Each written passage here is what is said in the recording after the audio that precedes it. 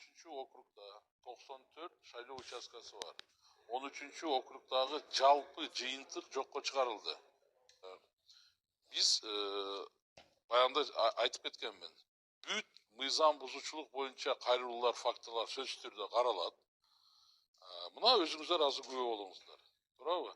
Социалдык тармактарда, кайрылууларда, айрыкча мына 13-округ боюнча өтө нааразычылык көп болчу. Туурабы? Мына азыр эми ынандыңыздар да. Борборлук шайлоо комиссиясы тарабынан каралып атат. Объективдүү, мындай ачык айкын.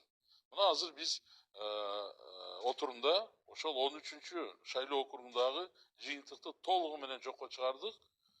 Жаңы шайлоо болот. Ошол катышкан 14 талапкер кийинки шайлоодо катыша албайт. 13-округда 94 шайлоо участкасы бар. 13-округдагы жалпы жыйынтык жокко чыгарылды. Биз баягында айтып кеткенмин. Бүт мыйзам бузуучулук боюнча кайрылуулар, фактылар сөзсүз түрдө каралат. Мына өзүңүздөр азыр күбө болуңуздар. Туурабы? Социалдык тармактарда, кайрылууларда, айрыкча мына 13-округ боюнча өтө нааразычылык көп болчу. Туурабы? Мына азыр эми ынандыңыздар да. Борборлук шайлоо комиссиясы тарабынан каралып атат. Объективдүү, мындай ачык айкын. Мына азыр биз отурумда ошол 13-шайлоо округундагы жыйынтыкты толугу менен жокко чыгардык. Жаңы шайлоо болот.